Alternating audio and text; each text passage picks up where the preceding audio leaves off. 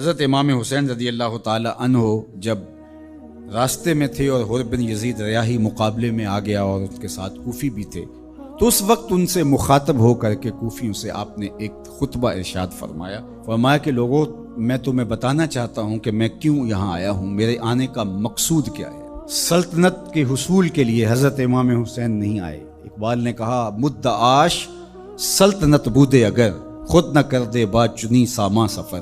اگر ان کا مقصود سلطنت اور تخت و تاج ہوتا تو وہ اتنے تھوڑے افراد کے ساتھ اور بچوں کے ساتھ یہاں نہ آتے۔ ان کا مقصود یہ نہیں تھا۔ ان کا مقصود کیا تھا اور وہ کیوں آئے تھے، ذرا ان کے کلمات سنیے، اس سے آپ کو فلسفہ شہادت حسین بھی سمجھ میں آئے گا اور امام حسین رضی اللہ تعالی عنہ کے قیام کا مقصد بھی سامنے آئے گا۔ ہم تو یزید کے اس لیے خلاف ہیں کہ اس نے امام حسین رضی اللہ تعالیٰ عنہ کو شہید کیا ہے، وہ قاتل اہل بیت ہے، لیکن جب امام حسین رضی اللہ تعالیٰ عنہ یزید کے مقابلے میں کھڑے ہوئے تھے اس وقت تو وہ قاتل اہل بیت نہیں تھا۔ یہ جرم تو اس کے نامہ سیاہ میں بعد میں آیا، جب وہ کھڑے ہوئے تھے تو ان کے نزدیک تو یہ بات نہیں تھی جو ہمارے نزدیک ہے۔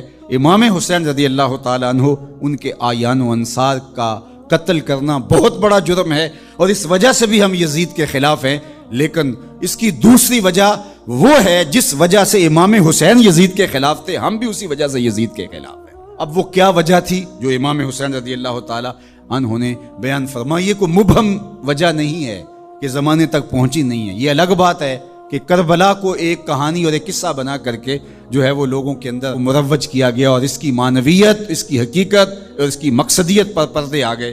سنو امام حسین رضی اللہ تعالیٰ عنہ نے کیا فرمایا، الا وَإِنَّ هَؤُلَاءِ قَدْ لَازِمُوا طَاعَةَ الشَّيْطَانِ۔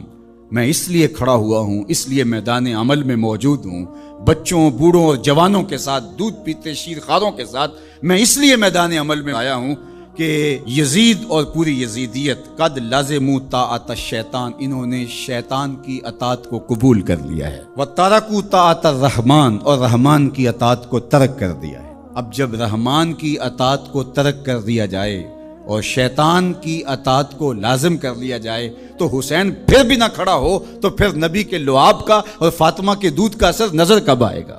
اللہ اکبر۔ اہل بیت کو سفینہ نوح کی مثال قرار دیا اور وہ کشتی ہیں، اور جب طوفان آئیں گے تو کشتی اس وقت کام دے گی۔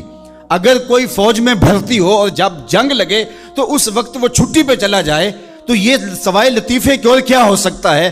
جب حضور نے اہل بیت کو کشتی قرار دیا تو جب امت پر طوفان آیا اور شیطنت پورے جوبن پر آئی، اگر یہ کشتی آج نہیں کام آنا تھا تو پھر کب کام آنا تھا؟ اس لیے حسین ابن علی کو اس وقت کھڑا ہونا پڑا، اس لیے کہ کشتی نے طوفانوں میں ہی تو کام آنا ہے اور طوفان تو بفر چکے ہیں۔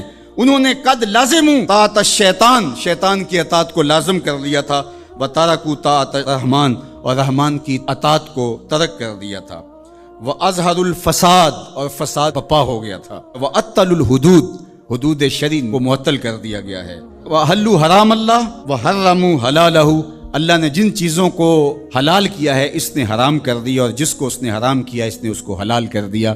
اب یہ ہیں یزید کے کرتوت، یہ ہے اس کا عمل۔ تو حضرت امام حسین نے فرمایا مجھے بتاؤ، جب میرے رسول کی شریعت پامال ہو رہی ہو، حلال کو حرام کر دیا جائے، حرام کو حلال کر دیا جائے، حدوں کو معطل کر دیا جائے اور فساد بپا ہو جائے، شیطان کی اطاعت کھلے بندوں کی جائے، رحمان کی اطاعت ترک کر دی جائے، تو جس کے پاس کشتی ہے اس طوفان میں، کیا وہ اب بھی میدان عمل میں نہیں آئے گا؟